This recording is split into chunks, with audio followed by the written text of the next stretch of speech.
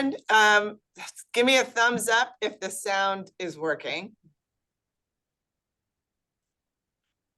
I'm not seeing any thumbs up in the room. Okay, all right, okay, only saw, so I'm just letting everybody know, I can see you in the room. So if you make faces and stuff, yeah, I'll be able to see those. Just want to let you know. So we are going to be getting a workout with our thumbs this morning. So when I say that, I have some questions for you, and you guys can do thumbs up, thumbs down, thumbs somewhere in the between. And if you hold them high, I'll get a really good view. But I'm going to start with a bit of information on this perfect storm heading the direction of public education. And I'm going to just start this off with a slide. So this is the downer part of the presentation. But if you looked back at the 22-23 school year, that was a positive fiscal shock. We had more money in the system than normal, more money year over year than we would normally expect. And then 23-24 was still a positive shock, not as extreme, but 24-25 goes into a negative shock situation. And 25-26 is still negative, not as far negative. But 24-25 is really the most negative financial shock that we've seen to the public education system ever. So we've been calling it the bloodletting this coming year. I know this vampire language is sort of dramatic, but I'll explain what I mean in a little while. And where this comes from is, first and foremost, that we had all of this ESSER money in the system. That was a federal relief dollars. Districts most at risk are those that have used their ESSER for recurring financial commitments, maybe budget backfilling, maybe for new hires or permanent raises. And then it's compounded by the fact that our country is experiencing steady enrollment declines. Fewer kids generally means fewer dollars. Most at risk here are urban districts and cities, because we've seen their enrollment shrink a little faster. Districts that were closed longer, northern states. So I think South Carolina spared a bit on that one. The next factor contributing to the shock is inflation, labor scarcity. In the last couple of years, we also saw a lot of new hiring. And whenever you have new hiring, that drives up recurring financial commitments. Most at risk are any districts that are offered larger than typical raises.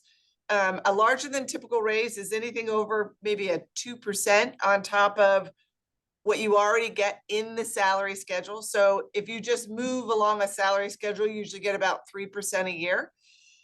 So when you hear of districts giving out maybe 4 or 5% raises, those are larger than normal raises that will make this next year harder. Or any districts that have been growing their staff roles. And the last factor is the one we know least about, and that's the possibility of some sort of economic slowing.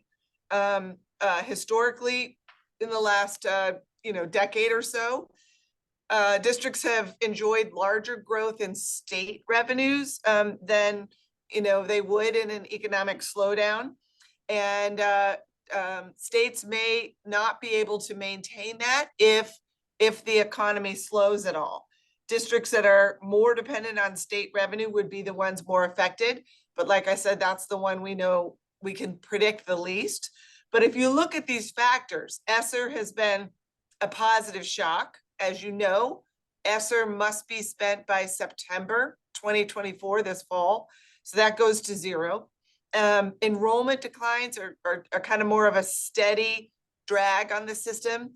And that is because predominantly younger people are having babies at a slower rate. So if you can get out there and encourage the younger millennials and the Gen Zers to start having kids, we can offset that. It's all for the good cause, right? I don't know, get those dating apps going or something. And that one is just a nationwide trend. And the next one, these inflationary raises, they're going to hold on through 24, 25 and then start to ease off. But those are a negative fiscal stress. And this state surpluses had been positive, but we are watching states drain their surpluses. And that may be shifting more to a negative effect. But you see everything yields a positive effect for the first 2 years and then goes to negative in 24, 25 before we see some easing off. So that's really what we're worried about this coming school year. And we need to put our finances in that context, because we don't absorb that, we can't make thoughtful decisions going forward. So where will the cliff be steepest? Higher poverty districts or lower poverty districts? So you can keep score as you go. The answer here is higher poverty districts are going to see this financial cliff in a way that's a bigger impact. And that's because, frankly, they got more ESSER, right? ESSER money was very much focused on poverty. And so high poverty districts got a lot more, sometimes north of $5,000 a kid. When that money goes away, it leaves a larger hole in the budget. Also, many of them waited till the last year to spend it. So they're going to see just a bigger impact on their 23-24 budget, and then a bigger hole in 24-25. So we are bracing for this situation where the financial disruption is going to hurt our most vulnerable students the most. All right, next one here. Where will the cliff be the steepest? So districts that use ESSER for pay raises or to hire more staff, or those that use ESSER for facilities projects? Got your answer? See if you got this one right. Anybody that used the money to for more pay raises or to hire more people, it's just very hard to unwind that in budgets. And we know that districts struggle to downsize labor costs. Once they promise to pay raise, it feels like it's expected that that's coming again. And I'm not saying that what they should have done was all facilities costs, because facility upgrades don't close gaps in math or reading. So that's sort of a different issue, but it's just a reality that when we put our money into labor, it's very hard to pull it right back out. All right, next one. Where will the cliff be steepest? Districts with declining enrollment or those with growing enrollment? And I can see all your lips saying declining enrollment, right? Out loud. You know, I can't read lips that far away, but I will say, if you're listening before, that you know that declining enrollment means that enrollment is what drives state and local dollars. If you're a district that is shrinking, it's a double whammy with the loss of this ESSER money. And add to that districts hate closing schools. So it becomes a full disruption when you start to let the community know that maybe we have to close an elementary school or something like that. All right, so let's jump in the next one. And this is where I want to start seeing the show of thumbs. So a Virginia district, when it got its ESSER money early on, remember there was 20% of that was earmarked for learning loss. You had to use the money to address the learning loss. And they chose to use their money for PD, professional development. Teachers got 2 more paid days at the beginning of the year and an additional half day per month. So they went heavy on professional development as their strategy to address learning loss. So let's hold the thumbs up high. You can either say, yep, that seems reasonable, or you can say, I'm less comfortable with that. Or you can hold your thumb in the middle and say, I'm not sure I want to be on record with this. I'll wait to see what she says afterwards. But I am looking for thumbs here, of which so far I'm seeing a bit of a mixture here. Jewel, you want to tell me what you're seeing?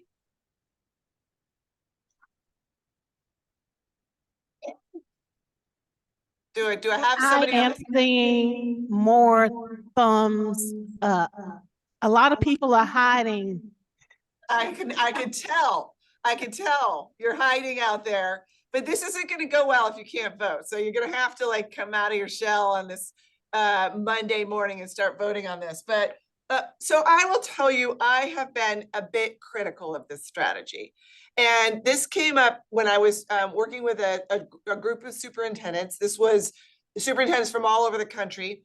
And the superintendent said, yep, we're doing the PD. That's what our teachers said they wanted. And I said, do you think it will work? And he said, what do you mean? And he said, yeah, we're definitely going to do it.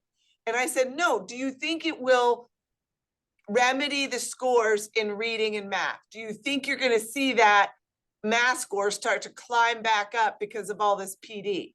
And he shrugged his shoulders and said, I mean, I don't know. I guess we'll see in a year from now when the scores come up. And I will admit I was pushing pretty hard and making sort of an example out of this guy and said, really though, after a year of a lot of interruptions in school, your big intervention is in something where the kids aren't even there for it.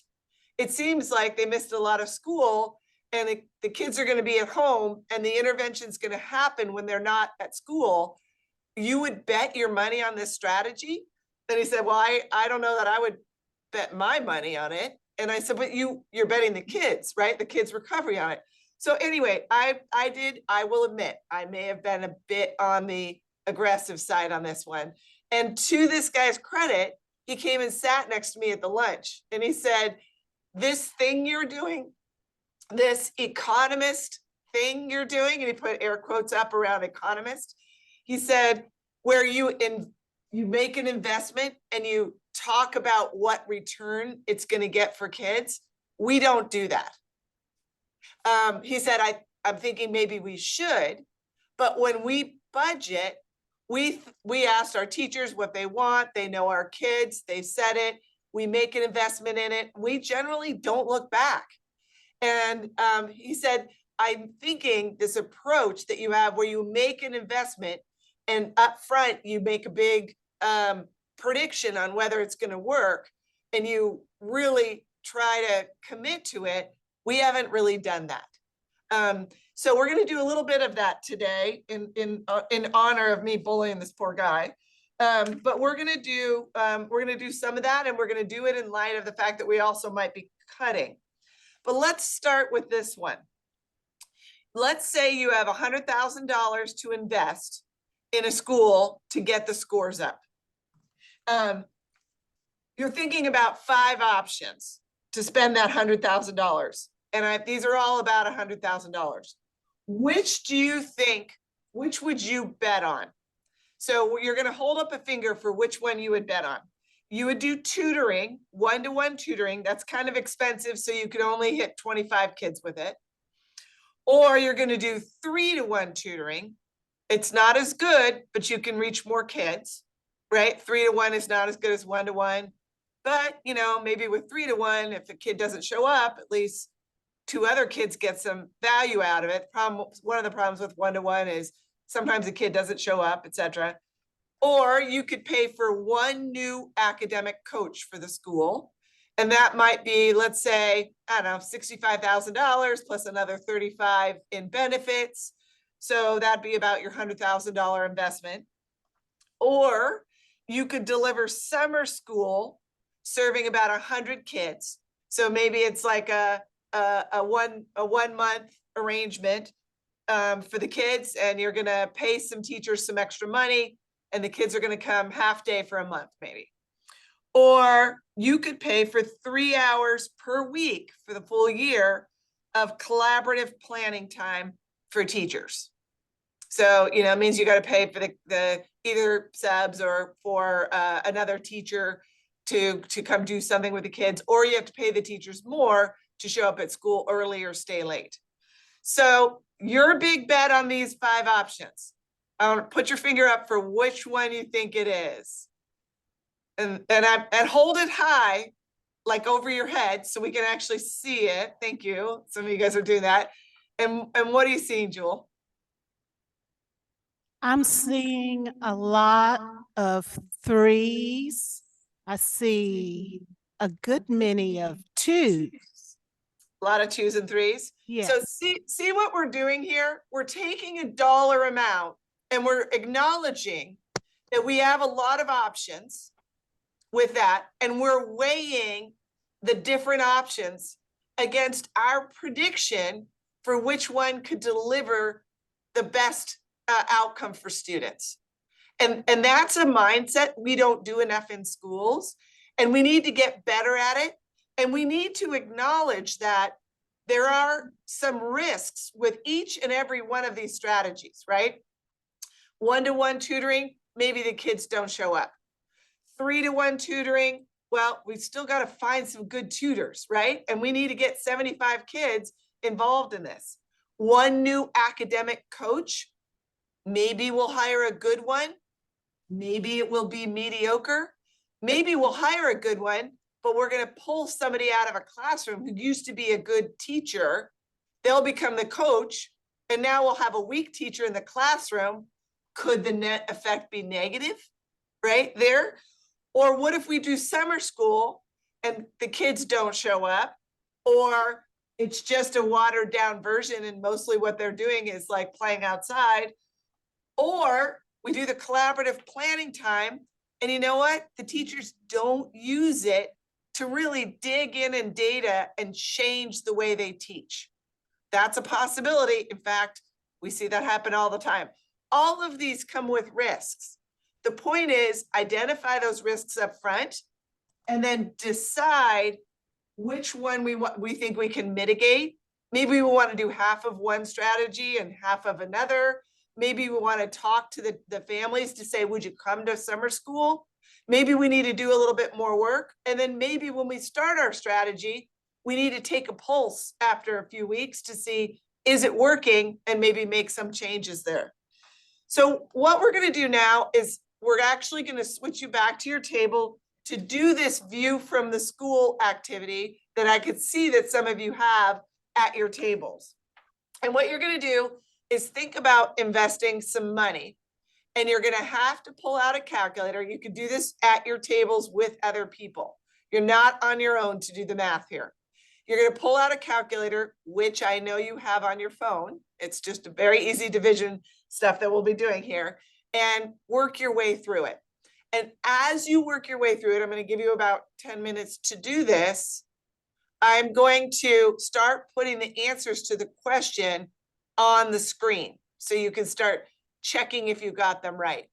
While you're doing it, I want you to be asking yourselves, would you consider this option as you go? So Joel, keep me posted, and we'll let people dig in on this worksheet. Will do. Got the numbers for the first page here. Do you see what we're doing with this activity? Do people get it right? Thumbs up if you got all the answers. Few, yep. So you see what's going on here, right? The district has a certain amount of money, and they're basically saying, I can use this money to buy one more FTE, or instead of that, I can leave that money flexible and use it for stipends and pay people more money to take on some more workload of some sort. And one of the options is to say, I'm going to put that into a 4-week half day, boot camp summer school in August for my lower performing students. Maybe, I don't know, 10 kids per class come per teacher. So at that point, you might have 120 kids. In August, families actually tend to be more willing to do summer programs. By then they're itching for the families are itching for the childcare again, and they're excited to meet their new teacher, that kind of thing. And your teachers get a bit of a good deal on that one, right? Because they make essentially a full day's pay for each day for a month, and they only have to do a half day deal. The other half day is kind of prep time. So one question first. Do you think teachers would say yes to that? That teachers would sign up to be able to do this summer program? You get $7,000. Couple of maybe not. So you don't need every teacher to do it.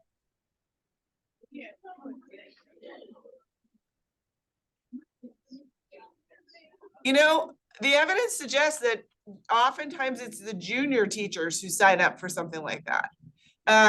It's a flat rate $7,000, so that might be more than what they would typically make, at least in a situation like this. But it's ideally maybe a good gig. Maybe in your community summer, the kids won't show up. Maybe they will. You'd have to think about that as a possible risk. But 120 kids could get kind of an intensive, more summer boot camp, extra month of or half a month of school. So the next one, the principal is saying, you know what I'm going to do? I'm going to move some of my kids into a classroom with a better teacher. And I'm going to compensate the teacher when I do that.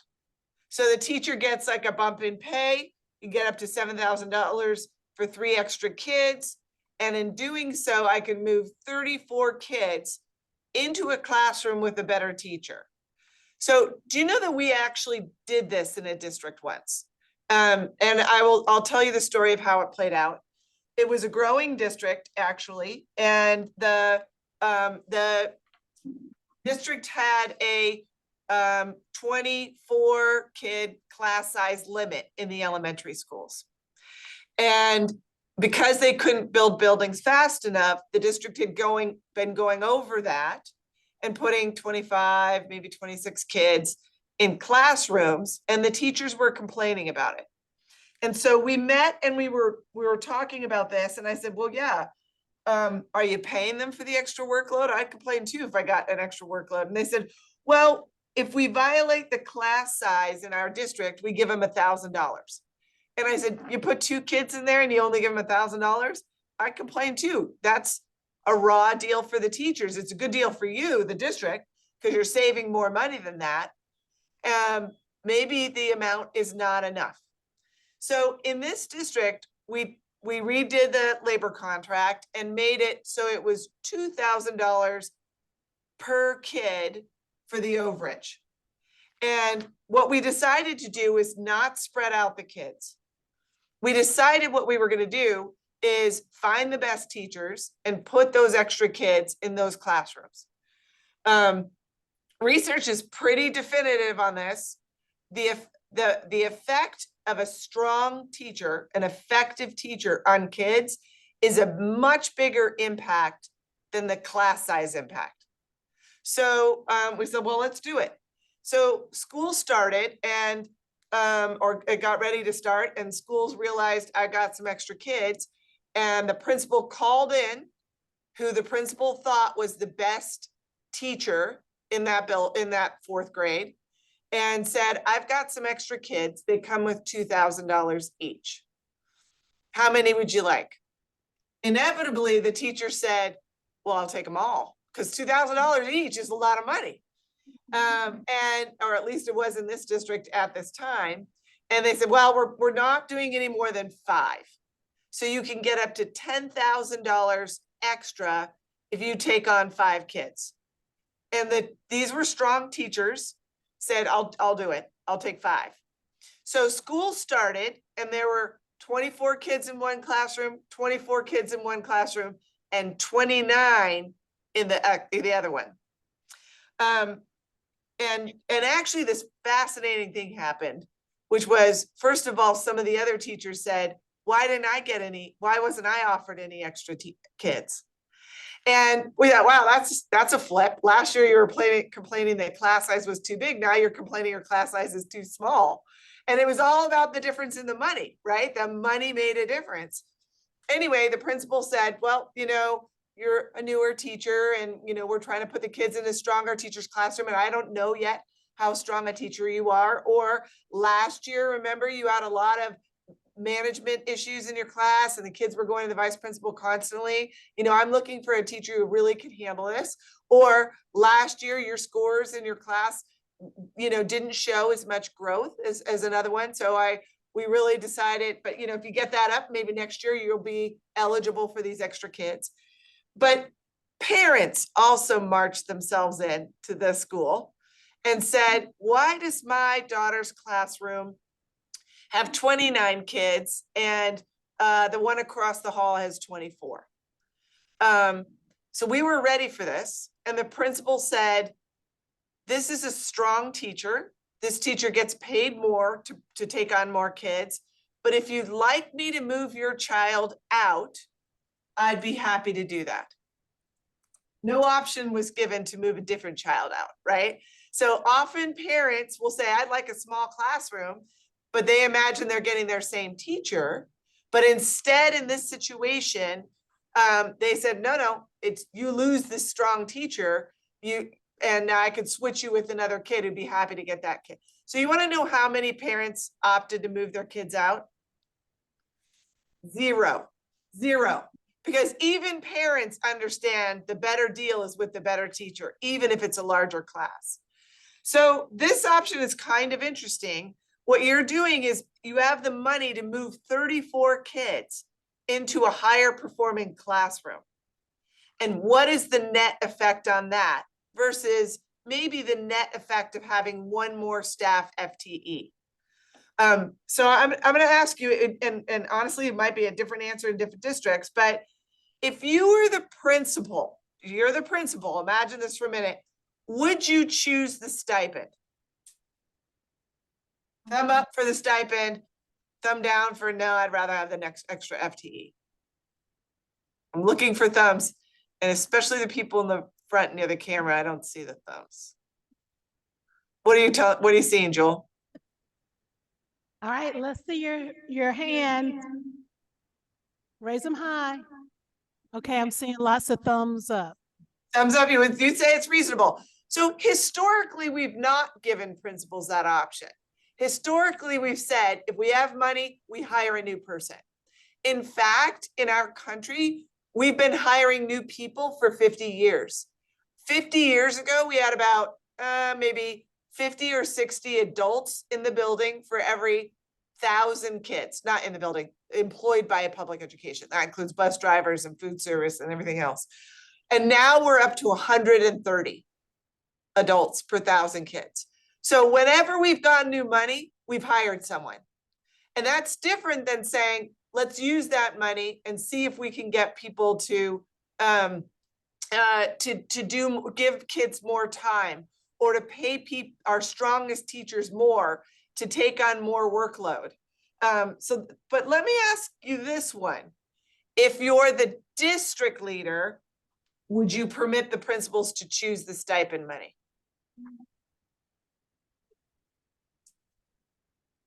What are you seeing, Joel? Okay, raise your hands up so I can see. I am seeing more thumbs up. More thumbs up. And I think that varies, and you might have concerns. Maybe I don't think I have any strong teachers, or maybe there's some other variable here. But do you see what we're doing? We are taking an amount of money and we are weighing our options. So do we think giving 120 kids a boot camp would be better, or moving 34 kids into a stronger classroom would be better, or hiring a full-time, maybe instructional coach would be better? Like, which one is going to get us further along academically than the others on that one? So I don't know if you made it to option C. So I'll start with this. Here's a school that says, you know what, I just want to pay the kids to come to school. It's a high school. They're seniors. They're not coming. And we're going to go with $50 cash at the end of each month, if for each kid who's their students with the attendance was 90% or higher for that month. And they, maybe they're sick, maybe they got mono or broke their leg or whatever. No $90 for you that month, but you have a chance next month on this. First of all, does the math work on this? Did anyone try it out? What are you hearing, Jewel? I'm hearing that the math doesn't work. Well, it actually, did you assume 100% of the kids are present every month? Because that would be amazing, right? I'd probably pay myself if that happened, the difference. You get pretty close on the math. And if you assume some kids are not going to get the money one month because they're not, I think it's pretty much a wash. It works. So it all depends on that. But I want to know, I'm sort of curious what you think. Would you try this? Thumbs up if you thought this is a reasonable strategy, thumbs down if you're a little less comfortable with this one. I think I'm seeing, Jewel, am I right? This is suddenly people are really voting. They're really into this Okay. one. What do I see? What do you see? Some ups and some downs, right? There are some ups and downs. Yeah, okay. So I just, first of all, have to tell you that I was one time in the middle of teaching this piece, and my then high school daughter texted me, "Do I have to go to school tomorrow? It's supposed to be sunny." In the middle of me teaching this one. Literally my own child said that to me. And so I read the text to the audience, and they said, offer her $50 if she goes to school every day this month. And I was like, all right. And I picked up my phone and I texted her, I'll give you $50 if you go to school every day this month. And she said, done. I think this is kind of what happens sometimes. I mean, I was sitting there thinking, my own child, finish strong, honey. It's senior year. And you know how that happens, right? These kids that get other ideas in their head, like maybe a tan would be a nice thing to have tomorrow because it's supposed to be sunny, or whatever else is going on with them. But for many kids, the dropping attendance is catastrophic, right? It may mean they're not going to graduate from high school, or they're going to drop off of their post-secondary plans, or whatever it is. We do see this a lot with seniors. So I guess the question is if we think it'll work here. And a lot of people are opposed to paying high schoolers, right? They think they ought to just want to go to school for the love of it. And I will say that with that own child of mine, who, by the way, has since graduated from college and is working in New York City now. That I think for many of us, we get paid when we show up. Maybe it's not the worst idea to teach 18-year-olds the same lesson while they're still in high school, and they can fail one month and then succeed the next month. The evidence on this strategy is pretty strong that kids learn that, this kind of sense of, I felt like sleeping in too many days, and now I don't get my $50 at the end of the month when every other kid does. And I get there could be complications with this. You've got to find some sort of class wallet gift cards or something to give out to make sure you can track that the kids actually got the money and staff didn't pocket all the gift cards or something. But it is an interesting strategy, and one that I wonder if we're flexing our muscles enough to think about invest, expected return. Invest, expected return. All right, so let's do a few more of these. A district hired dozens of counselors. And this is a district I know, actually, but attendance isn't improving. And leaders are considering, the board is saying, should we redirect the funds at the end of this year to something else? We're not seeing attendance come up. Should we just say, forget it, counselors didn't work? What do you think about that? Let's do our thumbs. Reasonable, or I'm less comfortable with this.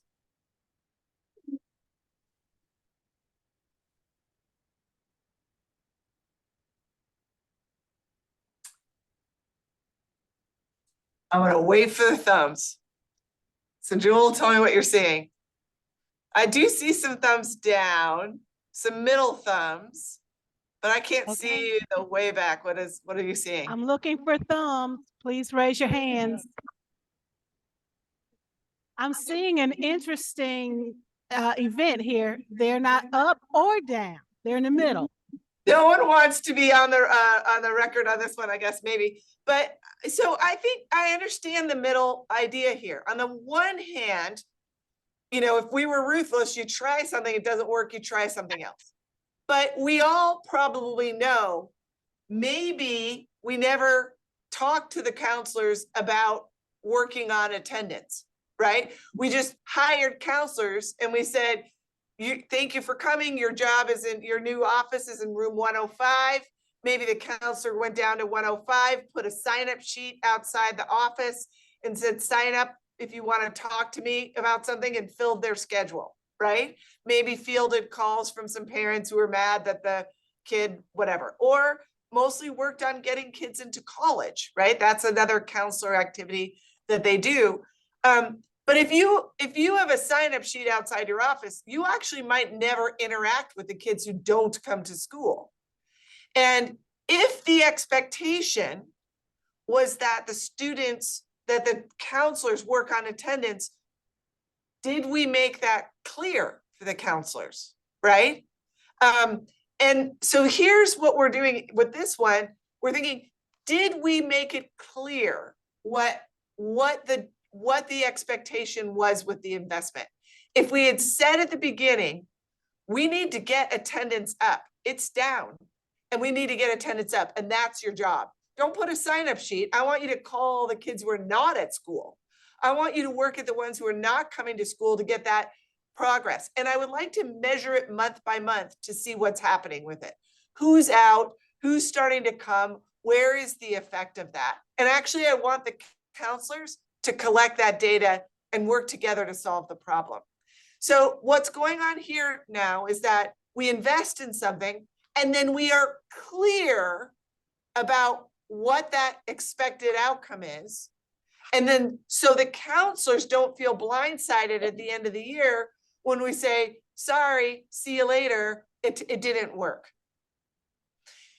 So I laid a lot on you so far, and I want Jewel to take a second to give, people might have something to say about any of the stuff we've done so far. And so I want to take a moment to do a pulse check. And if somebody has a question or a comment or a reaction, feel free to bring it, because otherwise we're going to go do a bunch more. And we can kind of engage on that one right now. Any thoughts or reactions here?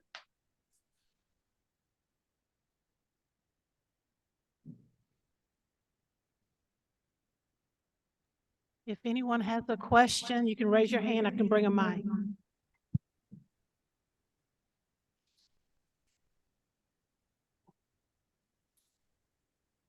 Okay, I'm not seeing any. All right, this crowd just feels really comfortable with all these tough trade-offs, huh?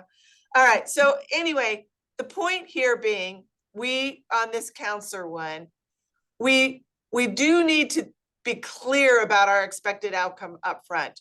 If we were clear about the expected outcome and it didn't work at all, we do need to admit when we've had defeat and move on.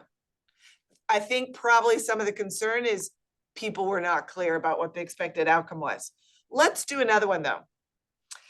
A district is using ESSER to pay for a vendor, not staff, for tutoring. And it's getting really strong outcomes.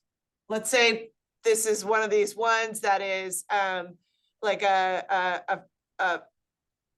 let's say it's a nonprofit or a firm, and they have a software they use, and there are live tutors that sit with kids and focus very much on the academics, and it is working. But it is a vendor. So now ESSER is disappearing, and a school board member says, you know what, I want to keep the tutoring going. So I'd like to use Title I to pay for it. But doing so is going to mean I'm going to have to cut long-running Title I funded reading coaches, professional development, maybe even some parent engagement efforts that we've had. So we're going to have to undo investments we've been doing for years in order to give money to this vendor. And you know that means there's probably going to be some people who lose their jobs. But we have great evidence on this vendor. So let's see your thumbs.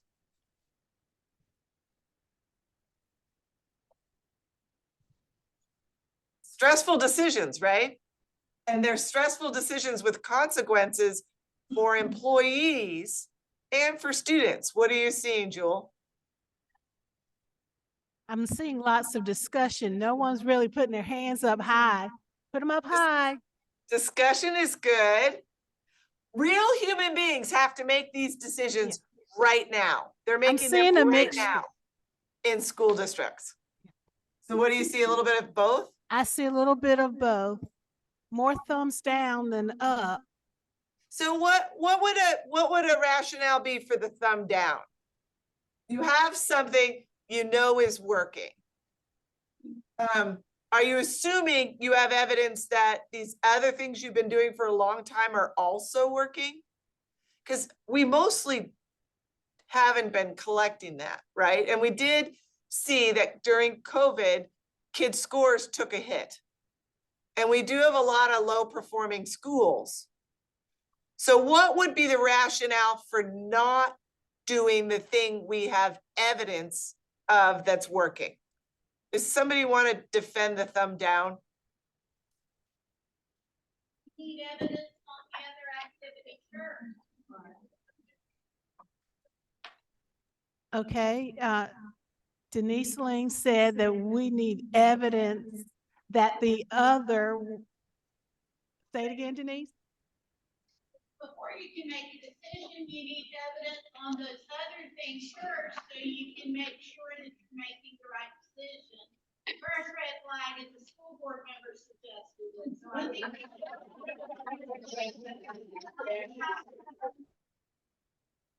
Yeah, let's say you don't have Okay. evidence, All right, but so you do on the tutoring. Because first, I'm sorry, Denise made some good points. First of all, she said there's a red flag that the school board member was the one who recommended this. But also you have to go further and get evidence for all of these programs before you make that decision. and what if you don't have any other evidence? You just have the evidence on the tutoring.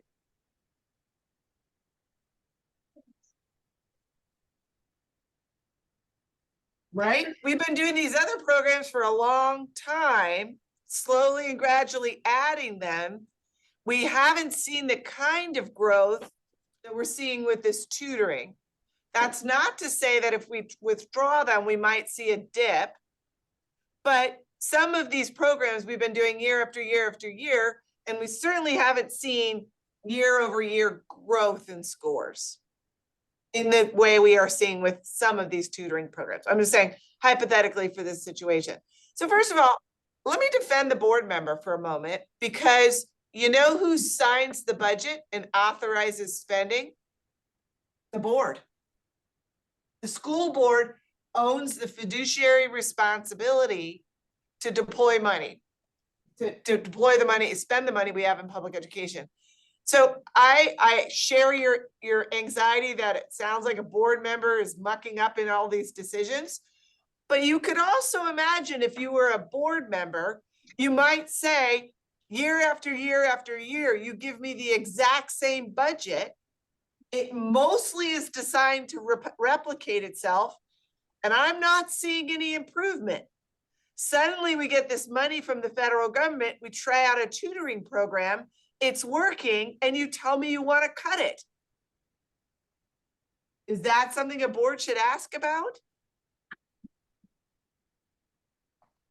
I mean, really honestly, and I'm pushing back on you, and it's hard to do that remote, but generally speaking, we don't, if we've gone years without evidence on these other things, well, shame on us, right? We need evidence that the reading coach has incrementally boosted learning.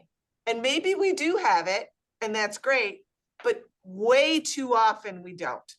We renew our Title I budgets year after year after year without evidence that they're improving, sometimes amidst evidence that scores are declining. Oh, what should we do this year? Same thing we did last year. This year, though, I think it'll work, right? So part of what I'm trying to do is put some pressure on to the system to then turn to the reading coach and say, we're not gonna keep investing in this unless we see the kind of progress we expect. Otherwise, it is time maybe sometimes to try something else. Anybody else want to chime in on this one? You said there was a lot of conversation, so I think there might be another thought on it.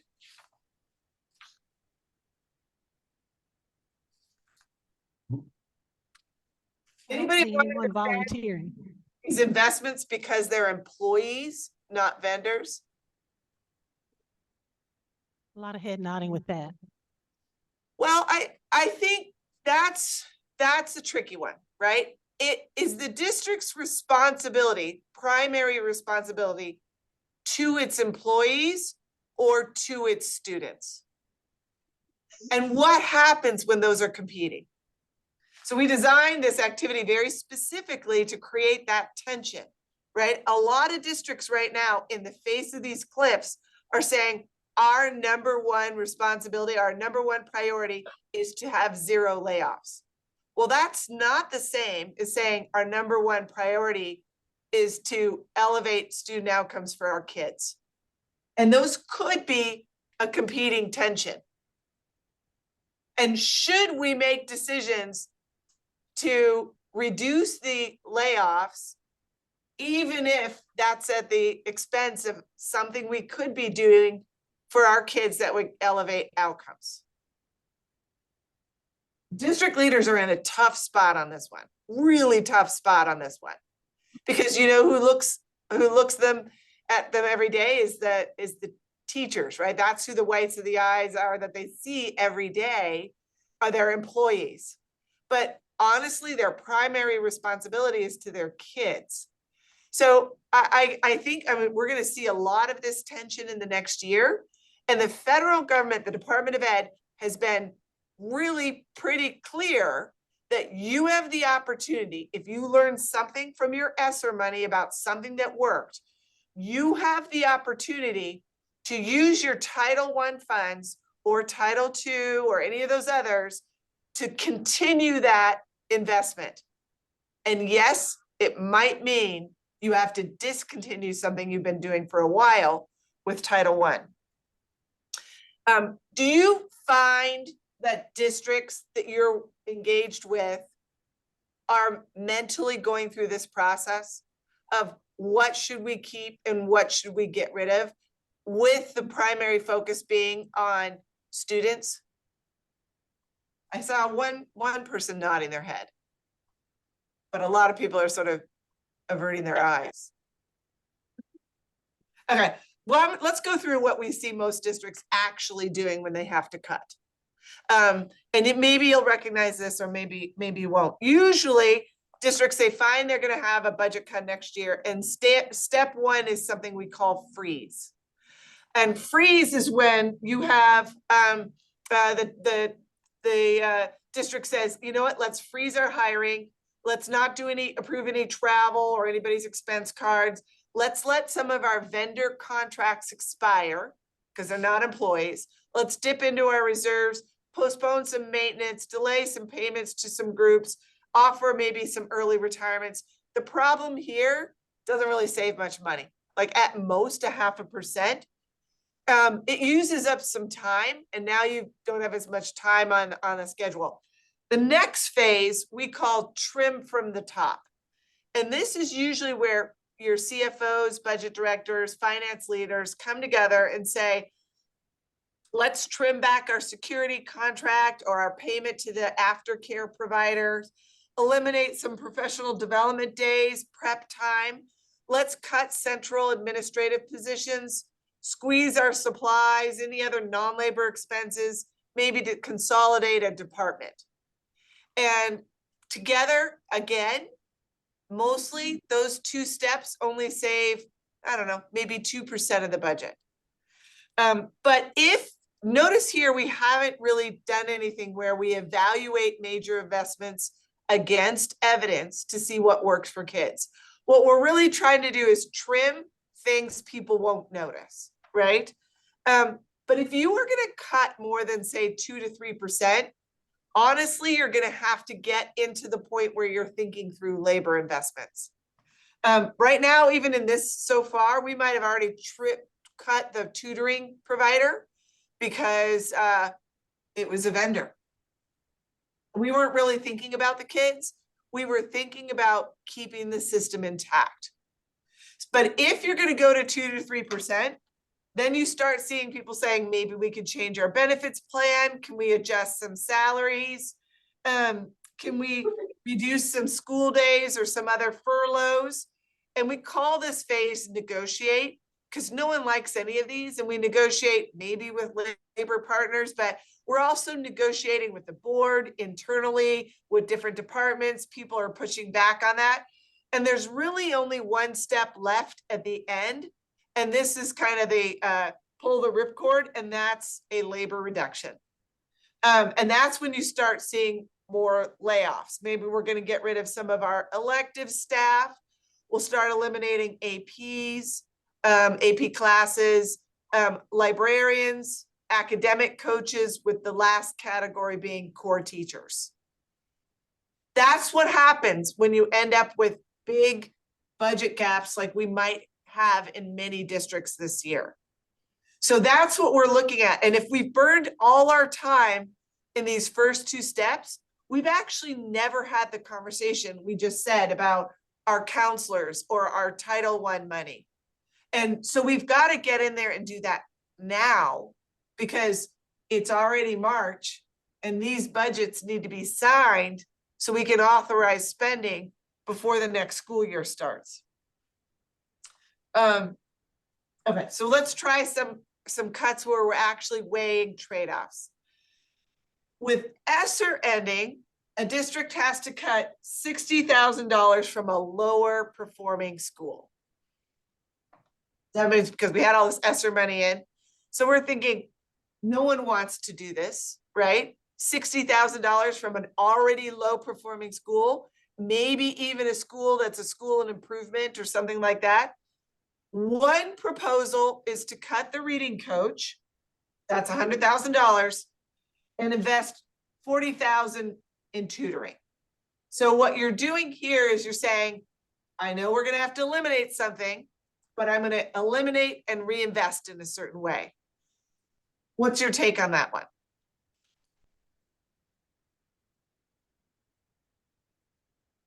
Jewel, what are you seeing? Okay, put your hands up. I'm seeing thumbs up, a couple down, but mainly up. Yeah, so right now, this is what we're hearing. Well, maybe not so much as reading coaches, but specials teachers, like or electives teachers, reading coaches, social workers, psychologists, counselors are likely to be the first thing cut in school districts. But what I do like about this idea is that we are figuring out how we're pairing a cut with a reinvestment, maybe a more targeted reinvestment.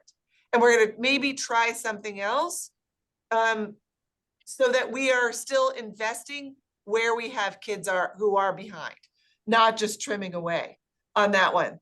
And maybe you'll think tutoring never works, or maybe you'll think the reading coach is amazing. Some of them are, some of them are not. And maybe even what you're doing is taking a really qualified reading coach, sending them back to the classroom. So they're actually one of those stronger teachers. Maybe you're moving some kids into that classroom in some sort of way to try to still ensure that we see we're focused on those student outcomes. Let's try this one. Another proposal is to cut the librarian and just use the $40,000 to cover the library, like with aides or stipends or something like that. What do you think about that? You know, you've preserved the reading coach, but you have gotten rid of the librarian. Maybe the reading coach even works in the library and sort of covers that space. How do you feel about this one? Let's see the hands.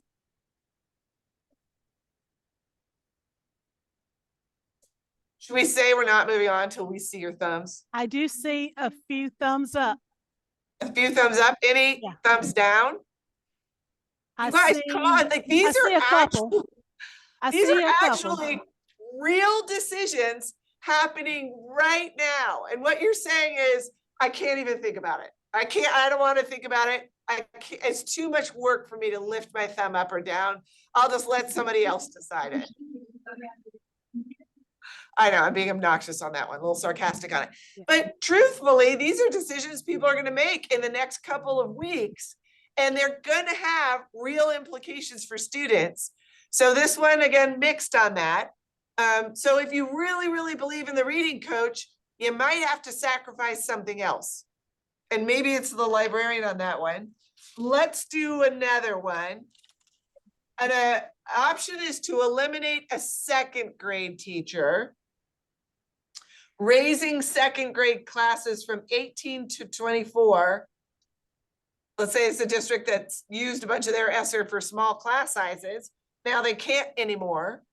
And they're gonna say, you know what, I'm gonna take that 40,000 and I'm gonna do summer boot camps. So yes, I'm gonna have larger classes because I got rid of a teacher. Maybe it was an under-enrolled school. I'm gonna do some summer. Where do you land on this one? Tough Let's see the trade-offs, right? hands. I see a hearty thumb down on that one. I So see a mixture. a mixture on these, yeah, these are all, I mean, you can say I have a moral position on these, but part of it in practice is going to depend on who are the teachers I have, right? And will the kids come to summer school? And maybe I'm a district where I had a lot of turnover, and doing something like this allows me to put some more money back into my second grade teachers and offer them to do a boot camp. Maybe that's enough to retain some of my teachers. If I offered 4 second grade teachers $10,000 each to do the boot camp, that's an opportunity there. What's better, to spend second grade with 24 peers and a month of boot camp, or 18 peers, no boot camp? Right? I don't know. But this is what we're going to have to wrestle with in each of these. I'm going to do another one of these. A district still cutting the 60,000 from a school, and it says, I'm going to get rid of 2 aides that help in math classes. They kind of rotate around. That'll save $80,000. I'm going to invest 20,000 in Conmigo. Do you know what that is? So Conmigo is, you know what Khan Academy is, obviously, right? Where the kids go on and they watch the videos and they can do math problems. Well, Conmigo, I'm not an advocate. I don't work for it. I'm not even necessarily recommending it. It's a new AI-driven math tutor. And they're using this in a couple states right now. Indiana's investing sort of big. And the way it works is that the kids sit there doing math problems, and the AI tutor is on their own laptop saying, looks like maybe you made a math error. Do you want to do that math problem again? Or the kid can type in, I don't even know where to start. And the tutor says, well, what do you read in the first sentence of that problem? And then the kid responds. So it's like having a tutor that's AI responsive to you. And by AI, it's not like the chat bot when you're on the airlines and it says, would you like to book a ticket? And it doesn't understand anything you're saying and you're losing your patience with it. This is AI driven. And I don't know if you guys have played around with AI, but the kid thinks the tutor is a person. They start like, oh, do you like sports? Well, like this would be like sports. What do you think the odds are? The blah, blah, blah. So the kid thinks it's a tutor. So what do you think about that? So all the kids have their AI tutor, the teacher's walking around helping kids with their math problems, but everybody else who's in there also has support with this. It's like having an aide and more. And I will just say, I have some personal reservations about AI driven tutors. Just kind of creeps me out that the kid thinks it's a person and it's not. So that's just me, but there is a lot of optimism around these strategies, and you play around with them and it is wholly interactive the whole time. So mathematically, you could imagine a lot more kids have someone sitting over their shoulder with them, having a personal relationship with it. And Sal Khan is investing big in this strategy. So where do you land on that? Do you like the aides kind of roaming from classroom to classroom, or do you like the AI-driven Conmigo strategy here? Looking for thumbs up or down. Okay, I see most of them thumb up. A lot of thumbs up. People are like, I don't know, maybe I'll try this. Creepy or not, we'll try it or so. You guys got to play around with some of these. If you have not been on ChatGPT or Gemini or any of those to have like the conversation with the thing, it's pretty weird. All right, that's a separate thing. Okay, so let's jump ahead. Let's say what we have here is, we'll say this is at a board meeting, and you see the elementary schools and the middle schools and how much the district is spending on each per pupil all in. So this includes the benefits and district share of everything. And the green is higher wealth and the red is higher poverty. And what jumps out right here at you is that looks like the district is spending less on its higher poverty schools. Yikes. So asked about this, the CFO says, yeah, that's because of uneven salaries, meaning we have junior teachers at our higher poverty schools. So they get paid less, so we're spending less money on those schools, not because of anything else. What do you think about that? Is that fine? Or are you uncomfortable with that still? By the way, this happens in a lot of districts. In fact, you see that link at the top? You can look up your school district and see if it's true in your district or not. You can see these pictures for your district on how much money the district spends on each school, where the schools are named and color coded. It's called the compcenternetwork.org/SSOS. So I encourage you to do that at some point. But let's do the thumbs. What do you think if a district inadvertently spends less on its poorest schools because they got junior teachers? Kind of probably a revolving door of junior teachers, right? What are you seeing, Joel? Okay, let's see the thumbs. I'm seeing more thumbs down. Yeah, I'm nervous about this too, right? A school with a lot of junior teachers has a lot less experience than and a lot fewer relationships with people. I mean, over time, that's itself a problem, right? A revolving door of junior teachers.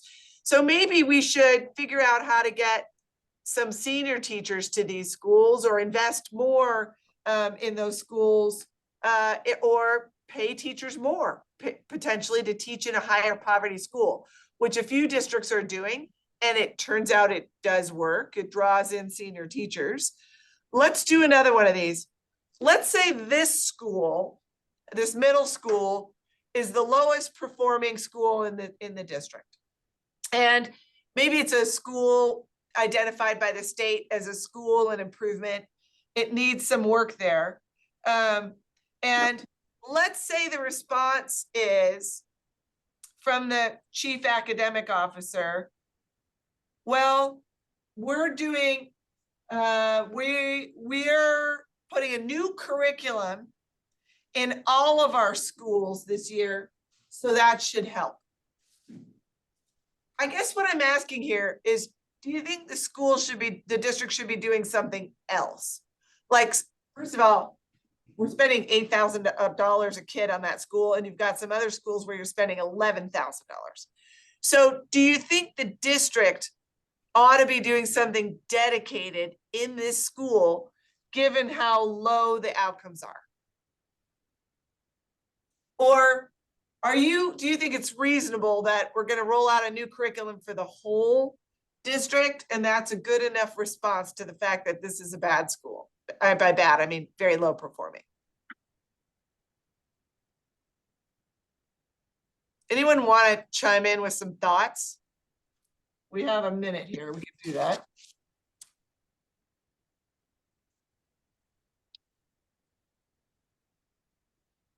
Can't be the only one willing to talk all day. You have to, yes, please. Have someone come into the mic.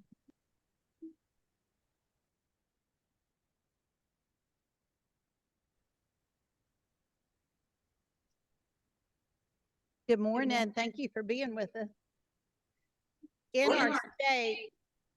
Oh my God. Okay. In our state, the dollars per pupil is reported on our state report card. So we can eat to look at this. But if you're asking us if it's our opinion that these things are okay, I think we probably all agree we'd like to see something different. But what we're looking at is a systems issue, not always a decision issue. We have state scales and district scales for pay, and it's very often that our lowest performing or our most rural schools are drawing in teachers that are new to the profession, so they are paid less. Another thing that sometimes happens in our district. Can I just wait, you can stay at the microphone and finish your question. Can I just address that first? Because we say this is a systems issue, not a decisions issue. And I'm gonna say there's no difference. Because the money comes to the district, and if we choose to pay it out through a traditional salary schedule, that's our choice. We still decided that. If we decide to staff all these schools in the same way, and this one is the lowest performing one, we decided that. We could have said, you know what, in the one where it's 11,000, we want to see bigger classes there so I could free up some staff and invest it in another one. Those are decisions, but we often throw our hands up and say, no, that's pretty much just the way it is. And we roll over those decisions year after year after year. So kind of what I'm trying to do is push on the group to take a fresh look at all the accumulation of decisions we've made over time. And you can't throw them all out in one day, but you can say, what's not working here? And how do we have the energy to push against that inertia and make some changes to solve the problem for kids? So that, and then I want to invite you to go ahead and answer address your second question. I think we would agree with you that we would want something different. When I said it's a systems decision or a systems problem, I'm addressing that in my district, that is made at a level that I don't have a lot of autonomy in. When we're looking at special funding, we can do things that change that scale. Yeah, but I think if you see a problem here, it is incumbent on you to raise it and say, you want us to solve all the problems with this little money around the perimeter, but we've created this structural problem and we ought to solve that too. Because like, even in, like, we can use this other little money to add on a program when the root cause of our problem is that we have a revolving door of junior teachers. We have to solve that also. So I guess we needle people at all levels in the district to try to get them to speak up. But year after year, what we see is districts roll over the sum total of the decisions they've made in prior years, which they already know don't work for some of their kids. So my nudge would be to call it out. But then again, I'm bold and abrasive, and that's the way I am. So maybe not everybody has my personality type. Anything else you want to add, or anybody else? I've got one more for you, and then we'll wrap it up. We'll just do the thumbs on this one. Here's a district they're gonna close. Hold on a second. Still having a really good continuous improvement cycle and do some really good needs assessment with their federal funds. You can probably find all of these and not do them in isolation. You want to come? Well, so we're Right. near at the end, so I want to make sure we do this. I missed that, and I will stay on for a second. I don't know if there's a break or if you go straight into another thing, but I want to do the thumbs here. Here's a school district's gonna close a school. And you're on the closure list if you have fewer than 220 kids, you're 3.5 miles from another school, and you use less than 45% of capacity, but they are not factoring in performance. What do you think about that? In the closure decision? I'm just gonna, you know where I'm gonna go with this. No other industry would not factor in performance if they were figuring out how to downsize. And obviously we have to factor in geography because kids are gonna go to school near where they live. But there is an opportunity here to kind of bring performance back in to some of these other decisions, because otherwise this stuff is gonna derail districts for a couple of years and we're not gonna talk about student outcomes. So I'm gonna leave with that really hard decision and just let you know that we have, if this kind of stuff, these trade-offs, we have a lot of tools that can help people have the conversations. We have communication templates where people can use the words that have been tried and trusted. We have we call it a grid matrix where you line up different options and then you write down the risks and the costs and the data sources, and you can use those to drive conversations. But we teach a couple of these programs. One is a certificate in Ed Finance. It's 2 days. You'd have to come to DC as our next cohort, but we do them all around the country. It's in September and you get a Georgetown certificate in Ed Finance. And then the other one is actually a virtual program. You're on the laptop, you get mailed a packet in advance. It's 2 hours a day for 4 days. And it's really designed for this spring's financial decisions in districts, which are gonna be a doozy. So that is, that's a finance workshop. You're welcome to join us for any of those.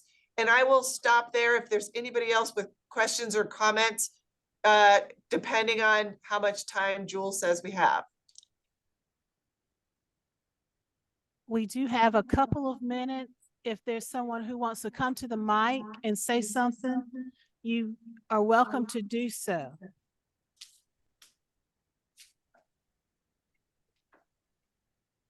And while they're deliberating, if they want to come, I just want to take a moment to thank you, Dr. Rosa.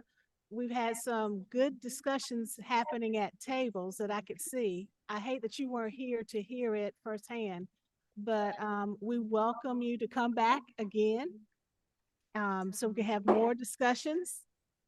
And Well, hopefully next time we'll be in person.